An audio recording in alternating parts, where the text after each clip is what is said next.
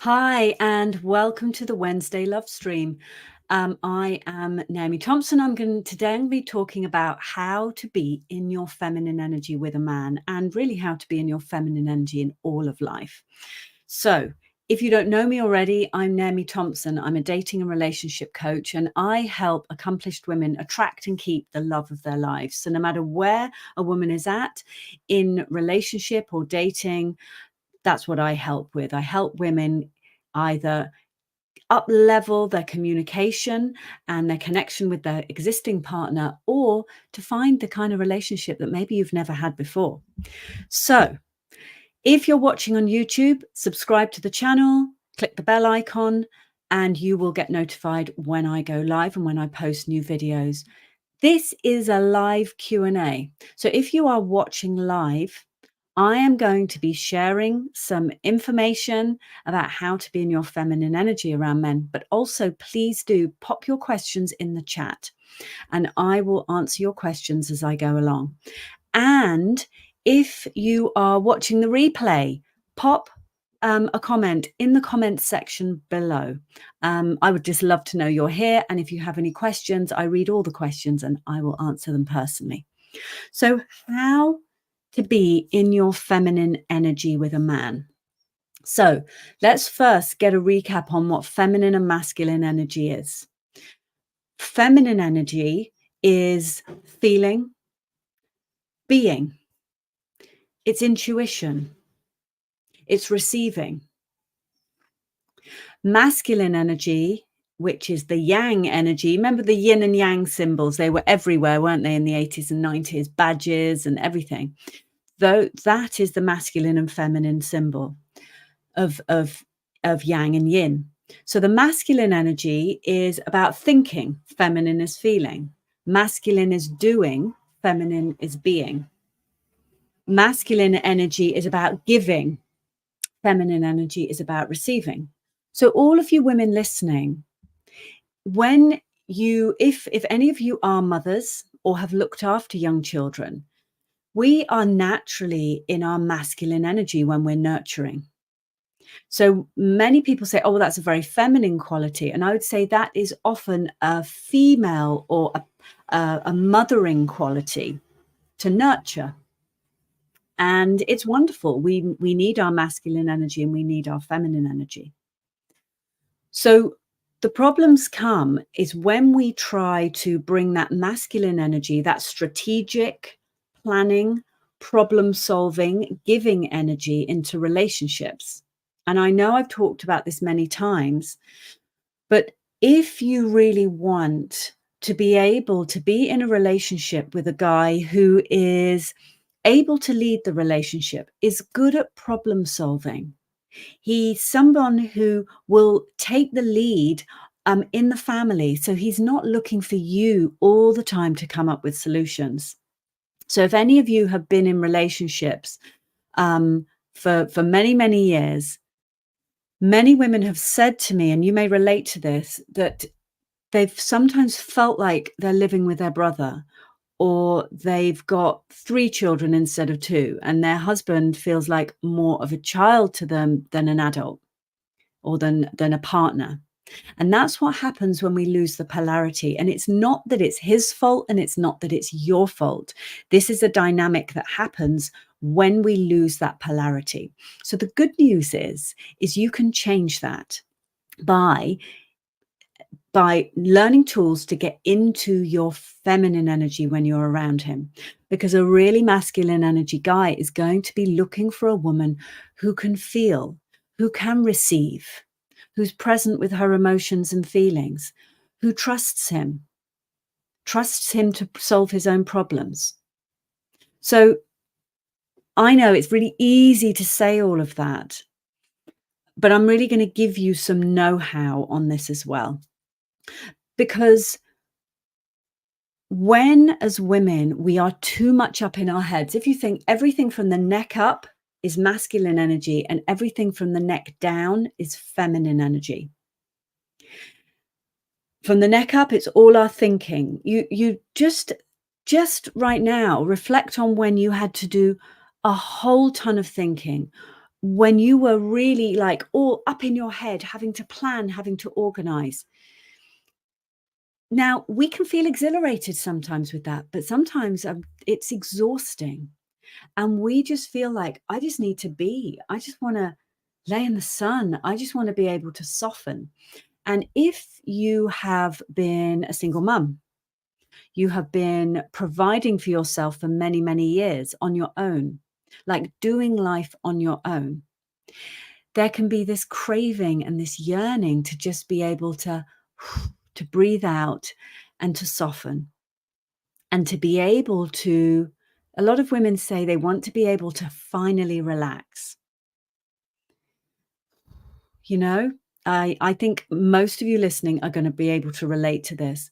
So the kind of guy who is going to want to cherish you, who is going to want to um, lead a relationship, this kind of masculine guy, he is going to be looking for a woman who is in her feminine energy. So let's talk about the know-how of this. So the first, as I said before, when you're up in your head, up there is masculine, below the neck is feminine. So first is get out of your head and get into your body. And how do we do that? We do that with feeling. We get out of your head is into your feelings. So when we are up in our heads and we communicate from that place, when we communicate from up in our heads, we are communicating, we are creating a head-to-head connection, an intellectual connection. Oh, I can see some questions coming in. That's great. But we can't connect with him on an emotional level from there. So at best, you're going to have that intellectual connection. Great. You can talk politics together. Great. You can talk high level stuff, theories, philosophy. You can talk about this stuff. And you're going to probably want to do that with your partner sometimes too. There's nothing wrong with that. But without the emotional connection, really what you have is a friendship. A friendship that's nice, but it is not going to trigger his desire to cherish you and romance you and pursue you forever, because that's what we really want. And that's what he wants. So getting out of your head and into your body is going to give you access, the fastest access to your feminine energy. So that literally means dropping down into your body and feeling, like feeling the sensations. So often what we do is we try and avoid feeling. And instead we get this kind of energy, we get triggered. And instead of feeling, we send that feeling, that trigger up into our head, and we try and work it out, and we try and analyze it, and we try and strategize to kind of work out how to solve the problem, or how to get the man, or how to change his behavior. Instead, what I'm saying, to be in your feminine energy, you need to drop down into your body and hang out there. Hang out with the feelings. And I know if you're anything like me, you'd have grown up feeling that, not knowing how to process your feelings, and feeling on a deep level that feelings, difficult feelings, aren't safe. But they are, because they are just sensations in the body, and they're just emotions. So learning just how to feel is going to be a huge leap forward. What it also does, it shifts your energy. It shifts the vibe that you radiate.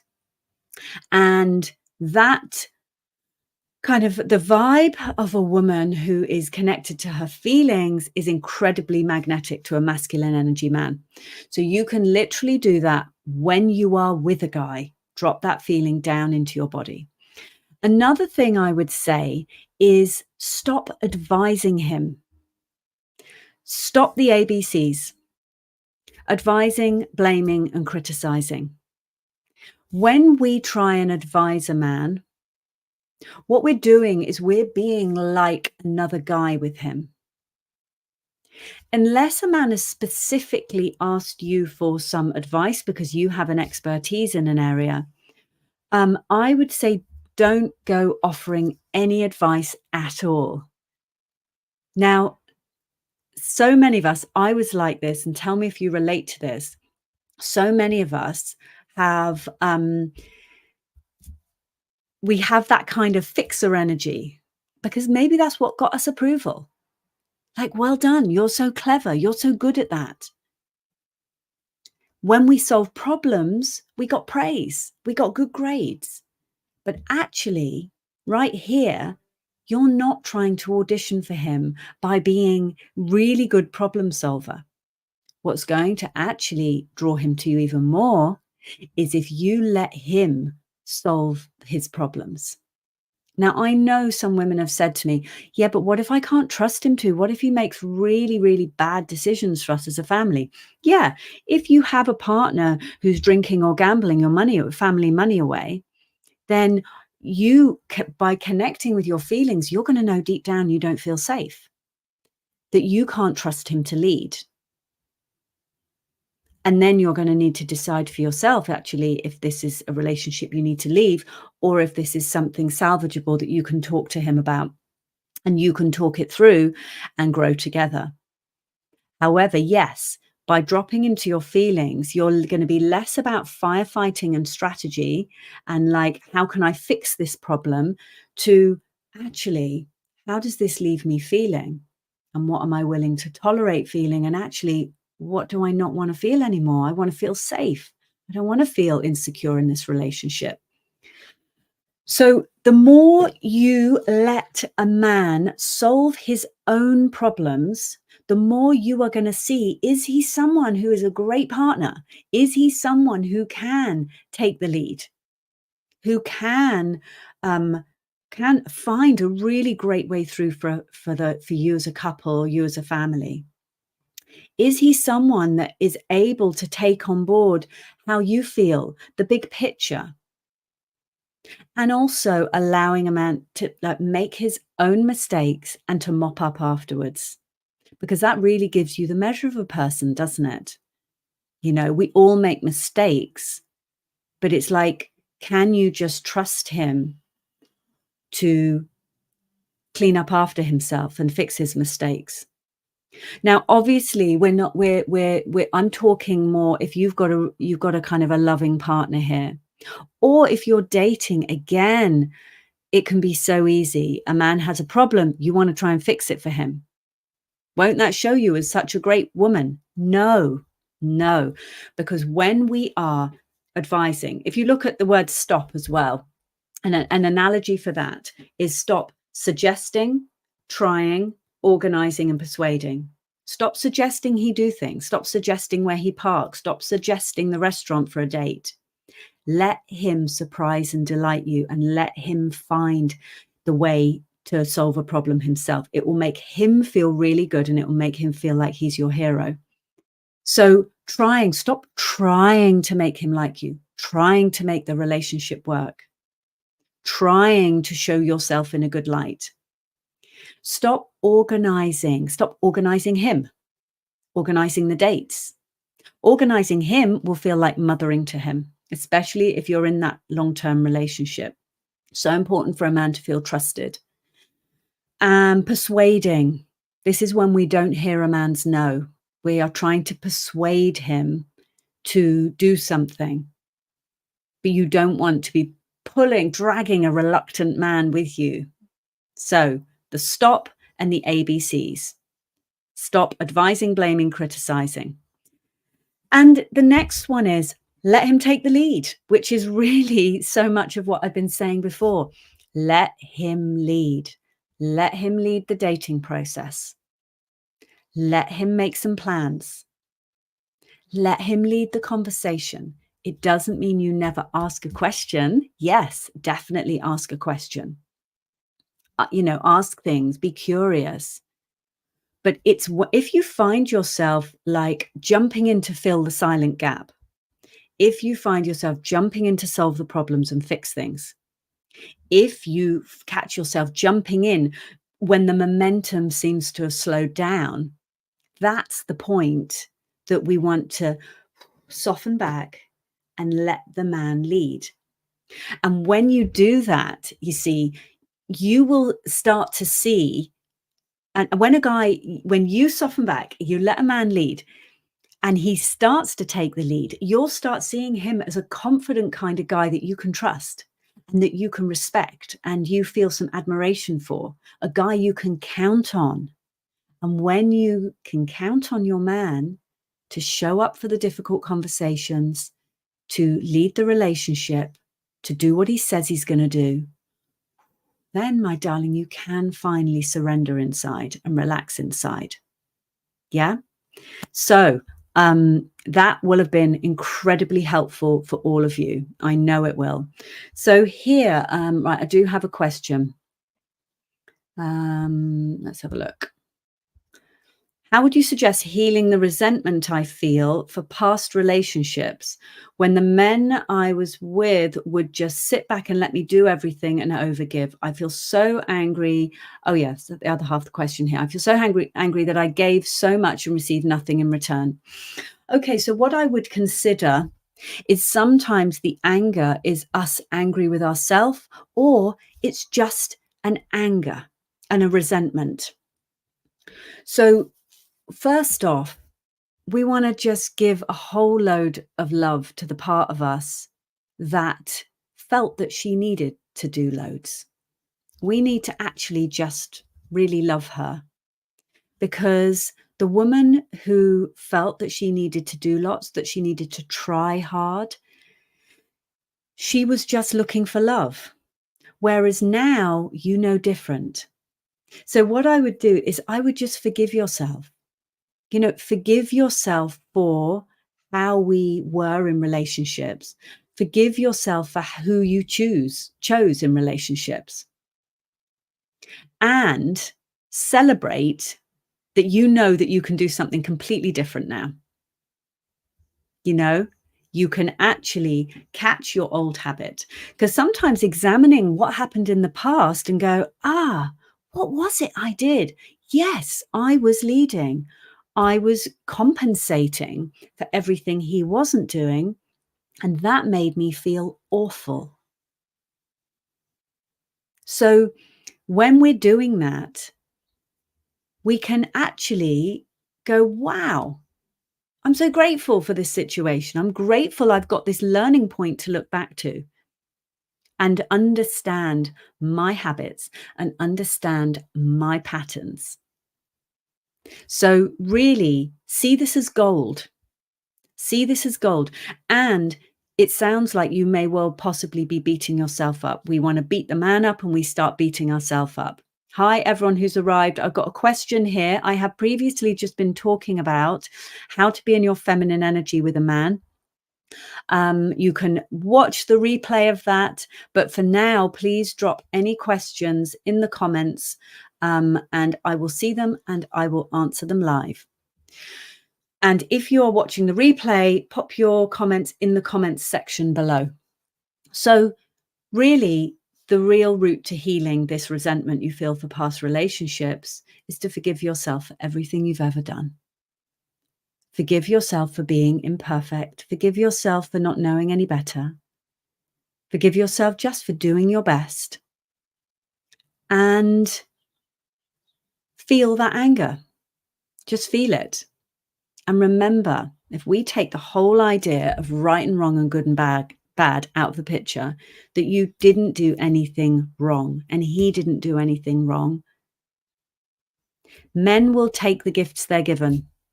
If you are going to give and give and give, and you are going to, just while you're dating, you're going to cook for him and organize the dates and have sex after 2 dates and all of these things, then a man will often take the gifts he's given, but it will not ignite his desire to pursue and cherish you, romance you. It's your feminine energy that will. So if you've just joined us, watch the replay. The replay will be up very soon.